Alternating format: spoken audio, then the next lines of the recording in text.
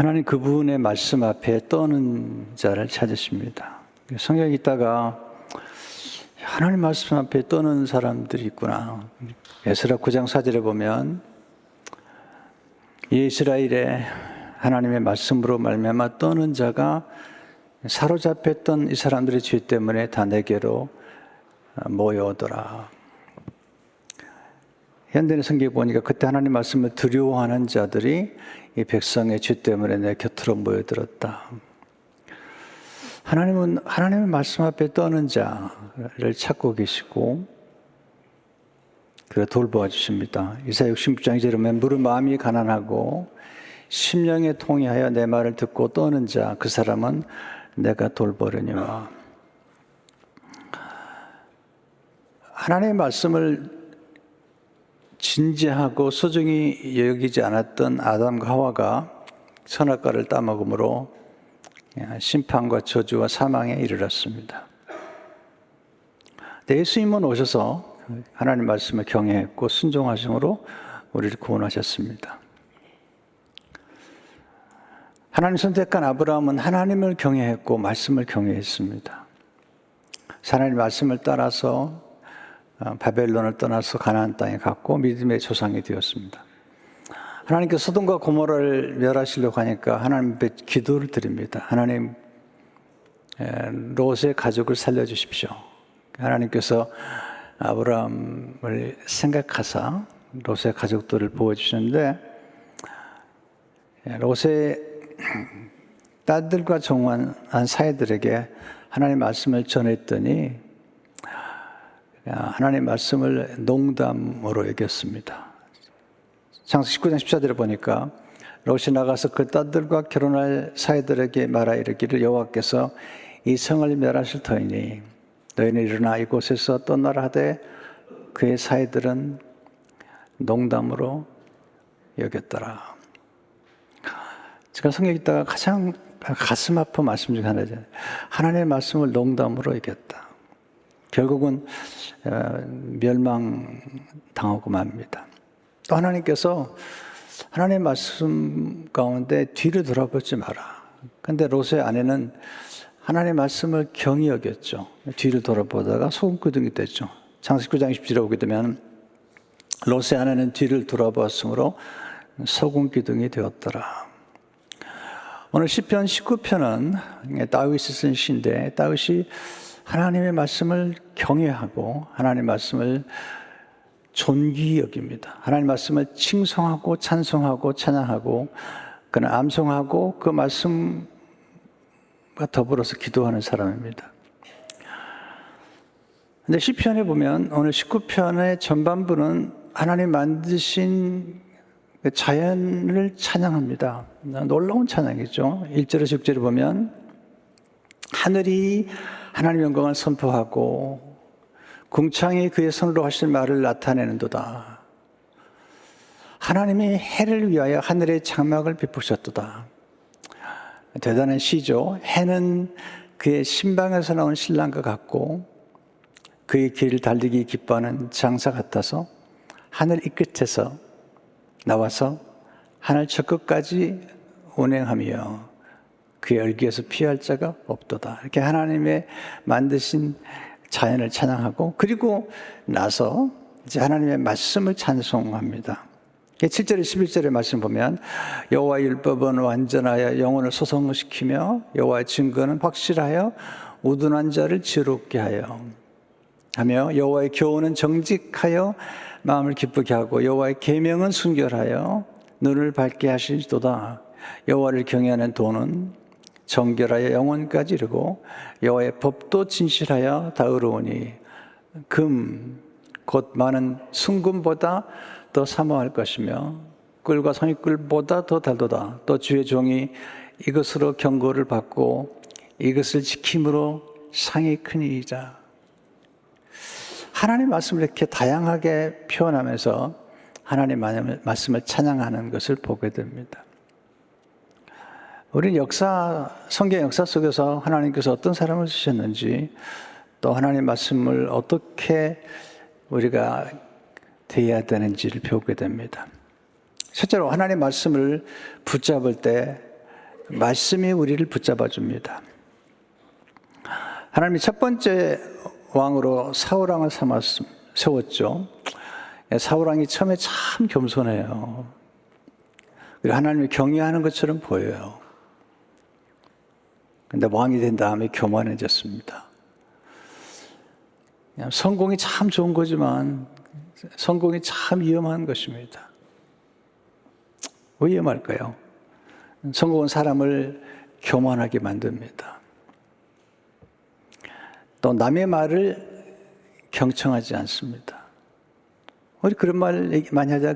그 사람은 도대체 말을 안 듣는다고. 그 사람은 성공했는데 남의 말을 안 듣는다고. 성공이라는 게 그만큼 위험한 거죠. 또 성공하면 자신이 무엇인지 할 수 있다고 착각하게 되죠.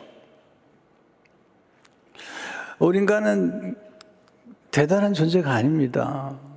한계를 가진 존재인데 무엇인지 할 수 있다고 착각하게 됩니다. 사울왕이 제사장만 드릴 수 있는 번제를 왕이 되었다고 드리고, 하나님의 아말렉 전쟁에서 모든 걸 진멸하라고 그러는데 아가강도 살려두고 좋은 것들은 남겨두었습니다. 하나님의 예배의 질서를 무너뜨리고 그리고 말씀에 순종하지 않았기 때문에 하나님이 그를 버리십니다. 제 생각 가운데 어쩌면 이 말씀이 저를 늘 붙잡아주는 말씀 같아요. 사무엘상 15장 22절 23절을 보면 사무엘이 이르되 여호와께서 번제와 다른 제사를 그의 목소리를 청정하는 것을 좋아하신 같이 좋아하시겠나이까. 순종이 제사보다 낫고 듣는 것이 순양의 기름보다 나으니 이는 거역하는 것은 점치는 죄와 같고 완고한 것은 사신 우상에게 절하는 죄와 같음이라. 그 다음 말씀이 정말 우리를 두렵게 하는 말씀이죠. 왕이 여호와의 말씀을 버렸으므로 여호와께서도 왕을 버려 왕이 되지 못하게 하셨나이다 하니. 이게 26절도 반복이 돼요. 왕이 여호와의 말씀을 버렸으므로 여호와께서도 왕을 버려 왕이 되지 못하게 하셨나이다. 그래서 하나님께 사울왕을 버리시고 그리고 다윗왕을 세우셨는데 다윗은 하나님의 말씀을 붙잡습니다. 하나님의 말씀을 정말 경외하고요. 근데 그가 하나님의 말씀을 붙잡았더니 하나님의 말씀이 그를 붙잡아 준 겁니다. 그래서 하나님께서 말씀을 존귀 여기는 다윗을 존귀 여겨 세워주시죠. 사무엘상 17장 8절을 보게 되면 내가 어디로 가든지 내가 너와 함께 있어 내 모든 대적을 내 앞에서 멸하였은즉 세상에서 존귀한 자들의 이름 같은 이름을 내게 만들어 주리라. 사람은 누구나 무엇인가를 붙잡고 살죠. 그런데 무엇을 붙잡고 사느냐? 근데 다윗은 하나님의 말씀을 붙잡았고 말씀을 읽고 암송하고 찬송하고 기도했던 사람이죠. 하나님께서 그를 붙잡아 준 것입니다. 두 번째, 하나님 말씀의 맛을 경험한 사람은 말씀을 찬양하게 됩니다. 말씀의 맛을 보는 게 너무 중요합니다. 또 주일날에 와서 예배 드릴 때도 성경 말씀을 읽고 하나님의 말씀을 들을 때 이 말씀을 듣는 시간이 너무 맛있어야 됩니다. 기대가 되고 기다려지고. 그런데 이 말씀의 맛을 못 보면 이제 말씀을 들으면서도 오늘 점심을 뭘 먹을까? 오늘은 잔치국수가 나온다는데 이렇게. 다윗은 말씀의 맛을 본 사람이에요. 시편 19편 9절 10절을 보게 되면 여호와를 경외하는 도는 정결하여 영혼까지 이르고 여호와의 법도 진실하여 다 의로우니 금 곧 많은 승금보다 더 사모할 것이며 꿀과 성의꿀보다 더 달도다. 금 많은 승금도 사람이 사모하잖아요. 근데 그보다 더 사모할. 그 당시에 설탕이 없었거든요. 숯불 성의꿀처럼 좋은 게 없었던 거죠. 우리 인간이 한 번 맛을 보면 그 맛은 우리 존재 속에 스며듭니다. 특별히 어릴 적에 먹었던 음식 맛이나 또 경험했던 것들은 평생을 경험하거든. 그래서 우리는 항상 어릴 적에 어떤 맛을 봤던 그 맛을 늘 찾아가요. 나이가 들어도 그 맛을 늘 생각하고 이 맛이야. 이런 생각을 하게 되죠. 그런데 맛을 본다는 것은 즐거워한다는 것이죠. 다시 그 맛을 보고 싶어 하는 거죠. 근데 우리가 성경을 묵상하고 그 말씀을 즐거워하려면 어느 단계에 좀 들어가야 됩니다. 무엇이든지 초보 단계에서는 즐길 수가 없습니다. 저 미국에 와서 처음 운전을 배웠는데, 와, 처음에 운전을 배우고 운전하러 나갔는데 즐거운 게 아니라 두렵더라고요. 네. 아이들이 자전거를 배울 때 처음엔 즐겁지 않죠. 조금 지나면 아주 즐거워하지 않습니까? 그러니까 초보의 단계에서는 즐거움까지 누리지 못합니다. 운동도 마찬가지죠. 초보의 단계에서는 즐거워하지 않고, 골프도 초보의 단계는 좀 힘들 것 같아요. 근데 어느 단계 들어가면 그렇게 재밌다고 그래요. 그래서 오늘 여기 앉아가지고도 지금 골프를 생각하는 분이 계실 텐데, 여러분, 어떤 분 그러더라고요. 교회 와서 골프를 생각하는 게 죄냐? 아니면 골프를 치면서 교회 가야 되는데 하는 게 어떤 게 더 나으냐? 그거 잘 모르겠어요. 골프장에 갔어도 교회 가야 되는데 묵상하면서 하나님 제가 하필이면 오늘 또 홀이론이 됐습니다. 뭐 이런 분이 좋으냐? 아니면 잘 모르겠지만 아무튼 뭐 어느 단계에 들어가야지 이 맛을 보고 즐거워하는 것을 알게 됩니다.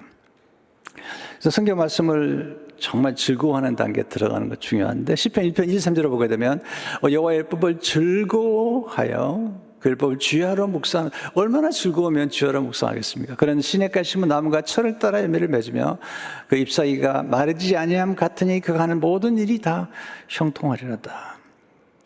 하나님의 말씀을 사랑하게 되면 그 말씀이 우리에게 큰 기쁨을 줍니다. 근데 모든 즐거움이 다 좋은 건 아니죠. 성경에 보면 죄악에도 쾌락이 있다.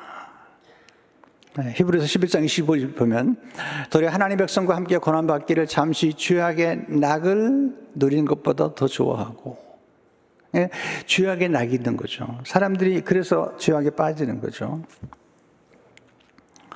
여러분, 죄는 잠시 쾌락을 제공해 주죠. 또한 더 큰 쾌락을 약속하면서 죄를 반복하게 만듭니다. 근데 무서운 게 있죠. 그렇지만 죄는 인간을 무너뜨리고 인간의 잠재력을 상실하게 만듭니다. 아름다운 가정을 깨뜨리고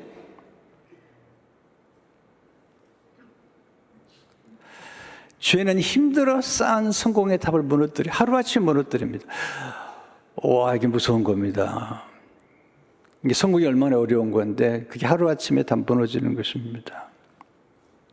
죄는 처음에는 쾌락을 굉장히 약속하지만 나중에 가서는 파멸로 몰아넣는 것이고 그 공동체까지 무너뜨립니다. 그러나 하나님 주신 쾌락은, 즐거움은 굉장히 많죠. 안전하죠.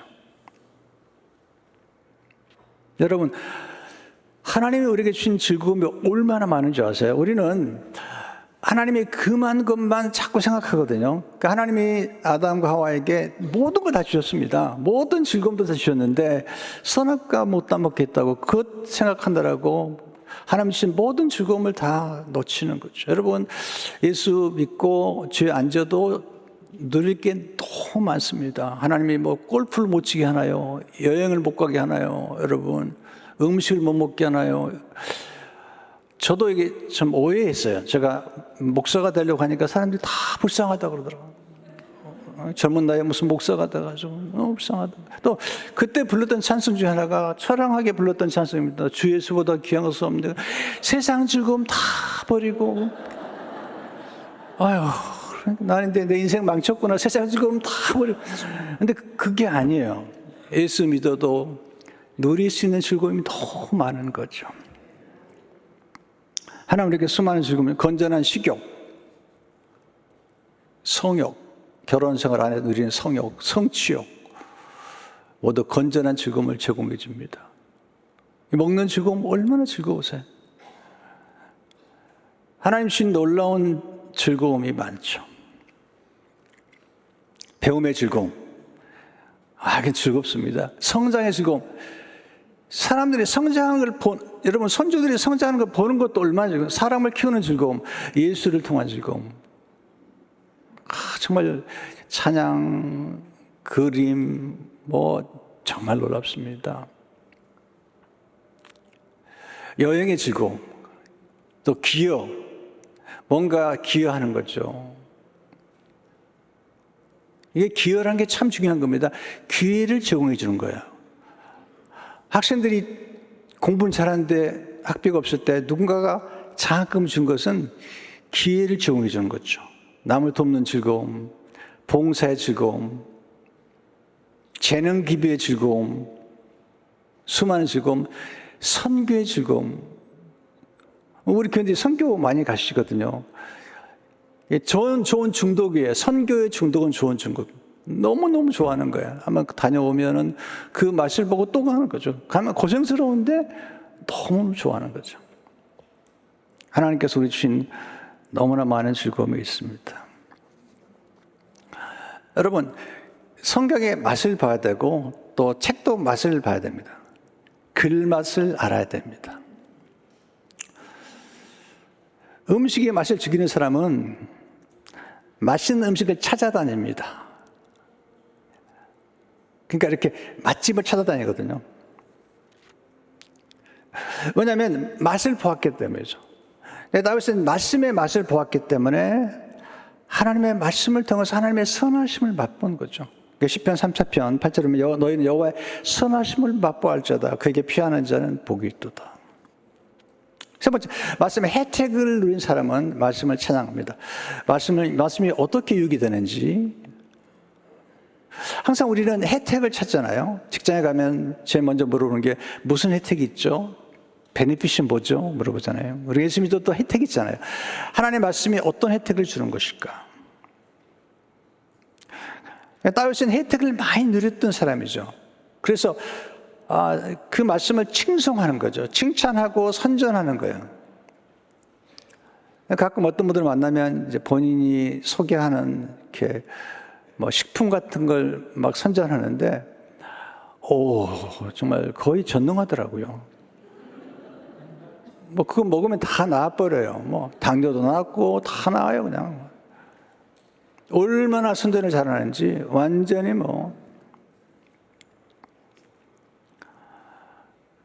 지나고 보니까 뻥이야, 뻥. 그런데 진짜 가장 안전한 게 있어요. 하나님의 말씀. 이건 진짜 영원한 안전함이죠.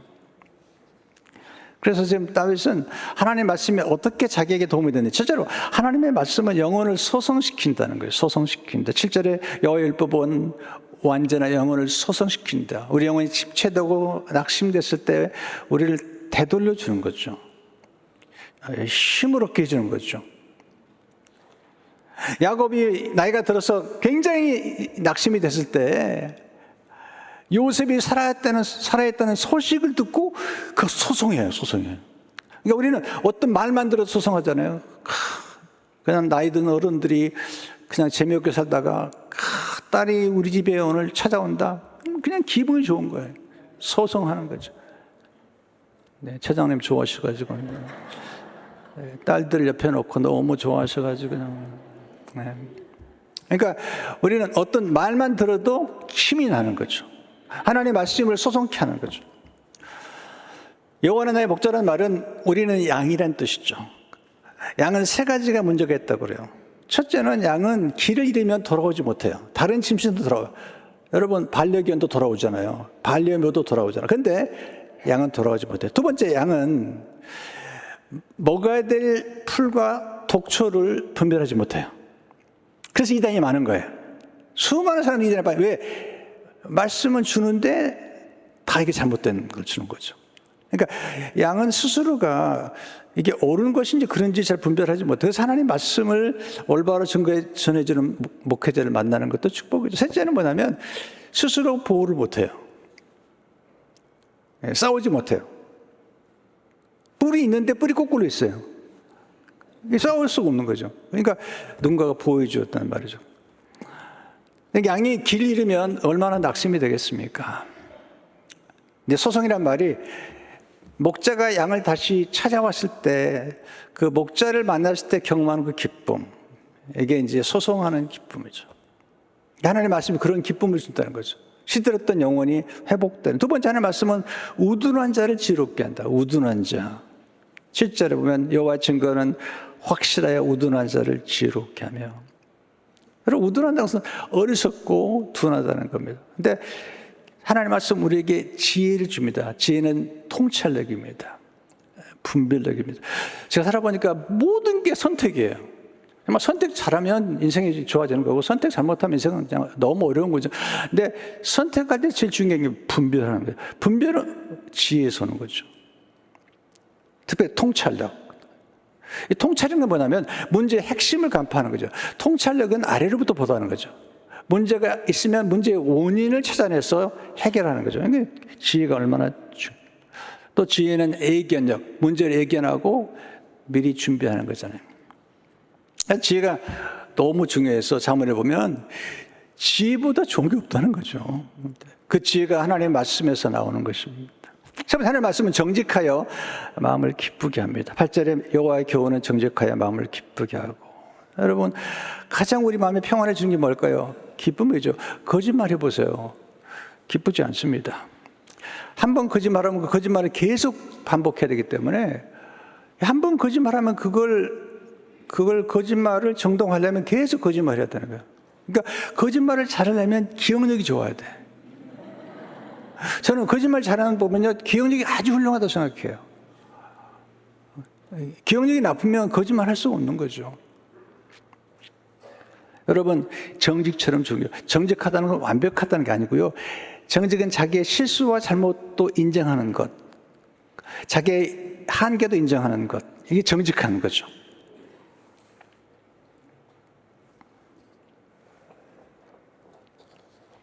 그래서 거짓말 대회 나가가지고 1등한 사람이 있다잖아요. 자기 거짓말 한 번도 안 했다고. 그 사람이 1등 했다는 거예요. 그러니까 우리가 어찌 거짓말하지 않고 살겠습니까? 그것까지 인정하는 게 우리가 정직한 거죠. 아브라함이 그녀 말했어요. 정직한 사람은 그 어떤 상황에서도 들어갈 것이 없다. 왜냐하면 그는 진리 안에 있기 때문이다. 베냐민 프랭클린의 정직은 가장 좋은 정책이다. 토마스 제퍼슨. 정직은 지혜라는 책의 첫 번째 장이다. 네, 우리 어머니한테 배웠던 것 같아. 정직해야 된다. 두 번째는 겸손해야 된다. 다 어머니가 가르치셨어요. 가르치는 정도가 아니라 경고하셨습니다. 네 번째, 하나님의 말씀은 순결하여 눈을 밝게 하도다. 8절에 여호와의 계명은 순결하여 눈을 밝게 하는도다. 순결은 오염되지 않은 거죠. 한마음이죠. 순결의 반대는 부정한 것이고 더러운 것입니다.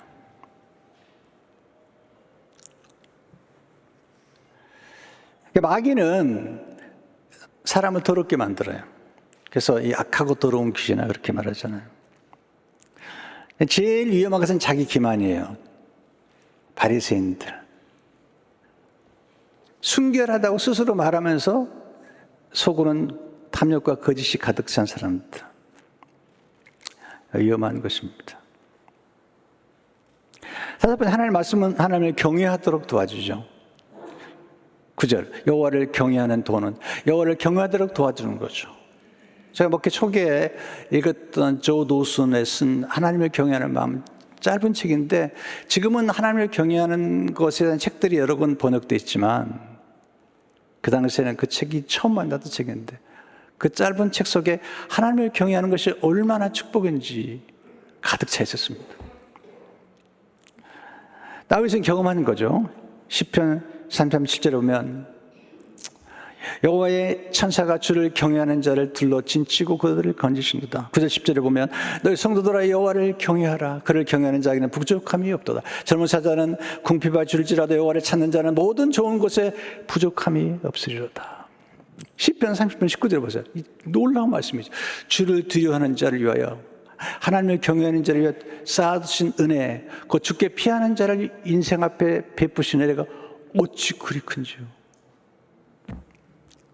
잠언 22장 4절 수없이 암송한 말씀. 겸손과 여호와를 경외하는 보상은 재물과 영광과 생명 다 주겠다는 하나님께서.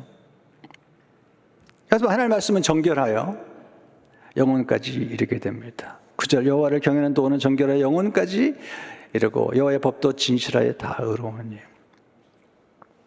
말씀은 정결하고 우리를 정결케 하는 거잖아요. 사탄은 정결하지 않아요. 여러분, 더러운 것은 불쾌한 거죠. 쓰레기 불쾌하잖아요.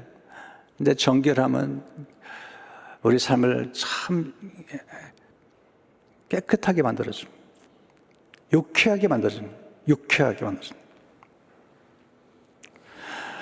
근데 하나님의 말씀은 제일 중요하게 영원하다는 것입니다. 일상의 모든 것도 유한해요. 진짜예요. 이걸 우리가 거듭 기억해야 됩니다.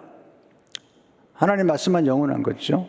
베드로서 1장 24절을 보게 되면 그런 모든 육체는 풀과 같고 그 모든 영광은 풀의 꽃과 같으니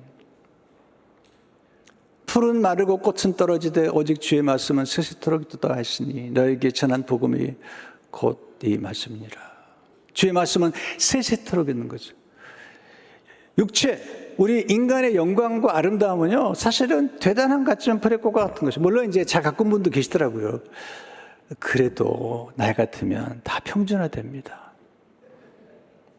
네. 어린 아이들은요, 화장 안 해도 예뻐요. 좀 지나면서 화장하죠. 나중에 단장하죠. 나중에 환장을 한다고 그러더라고요. 그러니까 이게 참, 이게 어려운 겁니다. 이게 웬만큼에서는 이걸 남기기 어려운 겁니다. 요즘 저는 제일 싫어하는 게 사진 찍는 거예요.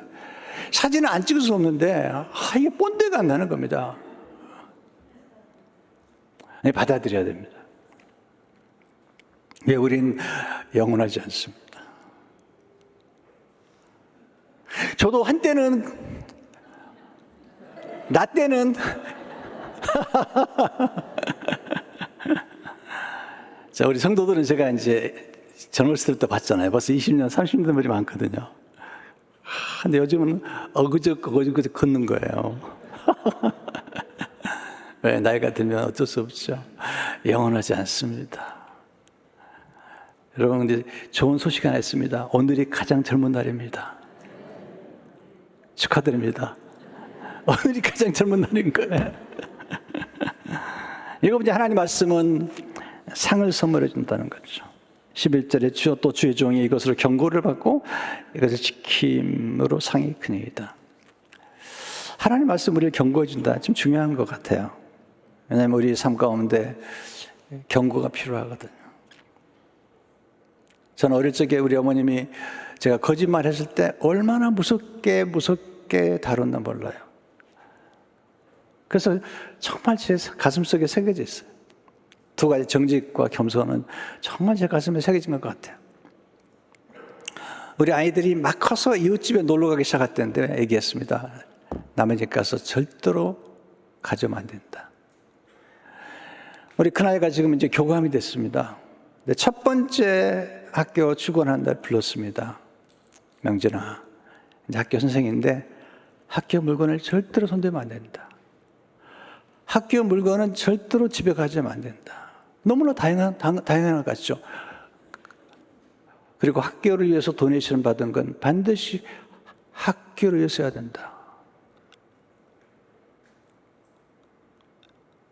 최근에도 교육국의 최고 책임자가 지금 조사받고 있습니다. 그러니까 우리가 정말 우리 자녀들을 위해서 필요할 때는 좀 얘기해 줘야 됩니다. 저는 어릴 적에 들었던 말이 지금도 기억이 나는데, 어떤 강도가 처음에는 뭐 조그만 죄를 짓다가 점점 켜져가 나중에는 강도가 돼 사람을 죽이고, 나중에 살인에 처하게 됐는데, 사형 처하기 전에 소원이 뭐냐 그러니까 어머니 한번 보고 싶다. 어머니가 왔습니다. 어머니가 키스를 하면서 어머니의 입술을 깨물어 버렸습니다. 혀를 깨물어 버렸어요. 왜냐하면 어릴 적에 아들이 하나인데 옆집에 가서 물건 하나 가져왔는데 책망하지 않고 그냥 묵인하고 칭찬했습니다. 점점 죄가 커졌습니다. 나중에는 은행을 털고 그러다가 결국은 큰 죄를 범박 말았어요. 이게 뭐냐면 어머니가 내가 처음 잘못했을 때 어머니가 책망해 줬다면 여기까지 안 왔다는 것이죠. 이거 이제 하나님 말씀이 우리를 경고해 주는 거거든요. 그러니까 하나님 말씀의 역할 중 하나는 우리의 삶이 잘못된 길로 갈 때 잘못된 길로 가지 않도록 도와주는 것입니다. 여러분, 다윗의 삶은 완벽하지 않았습니다. 그런 간음죄를 범하고 살인죄를 범하고 영적으로 교만했지만 중요한 게 있습니다. 그는 하나님이 나단을 통해 책망하고 갓을 통해 책망할 때 그는 받아들였습니다. 여러분, 인간이 완벽하면 십자가 필요 없잖아요. 인간은 아무도 완벽할, 옥하는 목사가 한번 그런 얘기, 인간은 세금 앞에 아무도 완벽할 수 없다. 인간은 아무도 완벽할 수 없는 거죠. 지금 보세요. 미국도 보세요. 진짜 부자들은 세금 안 내더라고요. 다 그냥 법적으로 처리해버리죠. 그리고 여러분 같은 분들만 세금 열심히 내는 거예요.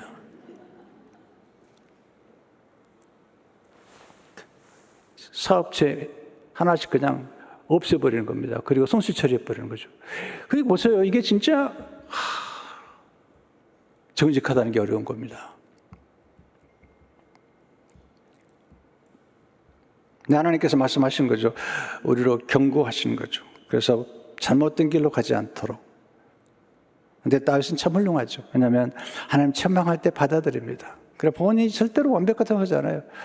자기 죄를 깨닫고 하나님 앞에 솔직하게 그거에 고백하는데 시편 19편 마지막 부분을 보면 자기 죄를 고백해요. 12, 13절을 보세요. 자기 허물을 능히 깨달을 자 누구리요? 나를 숨은 허물에서 벗어나게 하소서. 또 종에게 고의로 죄를 짓지 말게 하사 그 죄가 나를 주장하지 못하게 하소서. 그리하면 내가 정직하여 큰 죄가에서 벗어나겠나이다. 다윗은 그가 죄 없다고 말하지 않아요. 그가 완벽하다고 말하지도 않아요. 그는 자기의 죄를 인정하고 연약함을 알고 있는 것입니다. 여러분, 하나님 우리의 입의 말과 마음의 묵상을 통해 축복하시죠. 14절 오늘 반전 부분인데요. 나의 반석이시요 나의 구속자이신 여호와여, 내 입의 말과 마음의 묵상이 주님 앞에 연락되기를 원하나이다. 여러분, 우리 입의 말이 굉장히 중요합니다. 그리고 묵상이 중요한데 하나님의 말씀을 암송하고 묵상하는 게 너무 중요한 거죠. 말씀의 능력을 아는 사람은 말의 능력을 아는 거예요. 하나님은 우리 인간을 말하는 존재로 만들었습니다. 우리는 동물과 달라요. 하나님을 창조할 때 말하는 그런 능력과 권세를 주신 겁니다. 하나님은 말씀으로 천지를 창조하셨고요. 말씀으로 치유하셨고요. 말씀으로 지금도 우리를 소생시키기 때문에 우리가 하나님의 말씀을 가지고 살릴 수도 있고 우리가 말로 살릴 수도 있고 소생시킬 수도 있고 회복시킬 수도 있는 거죠. 우리가 칭찬 한마디면 얼마나 기분이 좋아요. 일본 겪은 가운데 칭찬 한마디면 나는 추운 겨울도 날 수 있다. 네, 중요한 거죠. 말 한마디가 이렇게 중요한 겁니다. 예수님 말씀으로 귀신을 쫓아내시고 치유하셨거든요. 마태복음 8장 10절을 보게 되면 예수께서 말씀으로 귀신을 쫓아내시고 병든 자들 다 고치시니. 그래서 하나님 말씀을 그리고 말씀을 꼭 여러분들이 말할 때 씨앗처럼 말하셔야 됩니다. 제가 인생을 쭉 돌이켜 보니까요, 말대로 돼요. 말대로. 이게 무서운 얘기인데요. 말대로 돼요. 제가 최근에도 한 목사님과 제 생애를 이렇게 같이 이렇게 좀 비교라기보다는 이렇게 보면서 이 목사님은 정말 말한 대로 됐구나. 또 저는 저대로 제가 말한 만큼 된 거예요. 말의 능력이 엄청난 겁니다. 그러니까 할머니, 할아버지의 말, 엄마, 아빠의 말, 또 의사 선생님 한 말씀, 괜찮습니다. 그 한마디면 그냥 아팠던 배도 안 아파버려요. 보니까, 차트 보니까 괜찮네요. 그러면 머리도 안 아파요, 그냥. 그만한 권세가 있는 거예요. 말에 권세가 있는 거죠. 하나님의 말씀이 그만큼 권세가 있는 거죠.